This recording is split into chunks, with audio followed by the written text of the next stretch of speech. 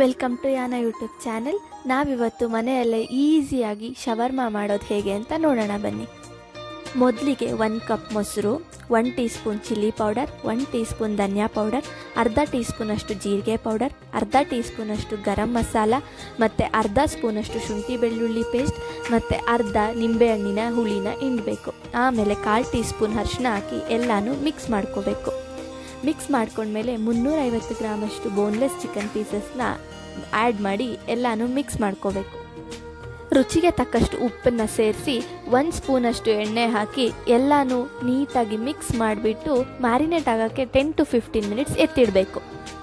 ಇದು ಮ್ಯಾರಿನೇಟ್ ಆಗಬೇಕಾದ್ರೆ ಮಯೋನೀಸ್ ಮಾಡ್ಕೊಳ್ಳೋಣ. ಇದಕ್ಕೆ 5 ಎಸ್ಳು ಬೆಳ್ಳುಳ್ಳಿ, ಒಂದು ಸ್ವಲ್ಪ ಶುಂಠಿ, ಅರ್ಧ ಟೀ ಸ್ಪೂನಷ್ಟು ಪೆಪ್ಪರ್ ಪೌಡರ್, 1 ಕೈ ಹಿಡಿ ಆಗೋಷ್ಟು ಗೋಡಂಬಿ, 1/4 ಟೀ ಸ್ಪೂನಷ್ಟು ಉಪ್ಪು, ಅರ್ಧ ಟೀ ಸ್ಪೂನಷ್ಟು ಸಕ್ಕರೆ ಬದಲು ಬೆಲ್ಲನೂ ಉಪಯೋಗಿಸ್ಕೋಬೋದು. ಆಮೇಲೆ ಅರ್ಧ ನಿಂಬೆಹಣ್ಣಿನ ಹುಳಿ, 1 ಟೇಬಲ್ ಸ್ಪೂನಷ್ಟು ಎಣ್ಣೆ ಹಾಕಿ ಗ್ರೈಂಡ್ ಮಾಡ್ಕೋಬೇಕು. ಗ್ರೈಂಡ್ ಮಾಡ್ಕೊಂಡಿರೋ ಮಿಕ್ಸ್ಚರ್ ಈ ಹದಕ್ಕಿರಬೇಕು.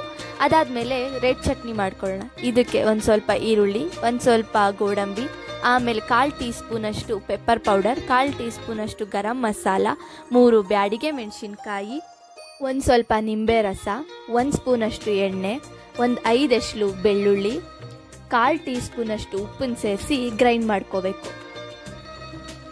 ಗ್ರೈಂಡ್ ಮಾಡಿರೋಂಥ ಮಿಶ್ರಣ ಈ ಹದಕ್ಕೆ ಬರಬೇಕು. ಇದಾದಮೇಲೆ ಮ್ಯಾರಿನೇಟ್ ಮಾಡ್ಕೊಂಡಿರೋ ಚಿಕನ್ ಬೇಯಿಸೋದಕ್ಕೆ ಒಂದು 5 ಟೇಬಲ್ ಸ್ಪೂನಷ್ಟು ಎಣ್ಣೆ ಹಾಕ್ಕೊಂಡು ಇದಕ್ಕೆ ಮ್ಯಾರಿನೇಟ್ ಮಾಡೋಕ್ಕಿಟ್ಟಿರೋಂಥ ಚಿಕನನ್ನು ಹಾಕೋಬೇಕು. ಇದಕ್ಕೆ ಯಾವುದೇ ರೀತಿ ನೀರನ್ನು ಸೇರಿಸಬಾರ್ದು.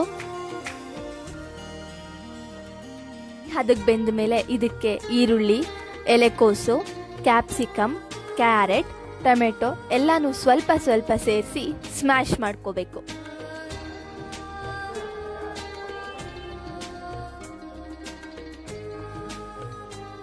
ಈ ಥರ ಸ್ಮ್ಯಾಶ್ ಮಾಡಿದ್ಮೇಲೆ ಇದಕ್ಕೆ ಆವಾಗಲೇ ಮಾಡ್ಕೊಂಡಿರೋ ಅಂಥ ಮಯೋನೀಸ್ನ 2 ಸ್ಪೂನ್ ಸೇರಿಸ್ಬೇಕು. ಸೇರಿಸಿ ಎಲ್ಲನೂ ಮಿಕ್ಸ್ ಮಾಡಿದ್ರೆ ಶವರ್ಮಾ ಸ್ಟಫಿಂಗ್ ರೆಡಿ ಆಗುತ್ತೆ.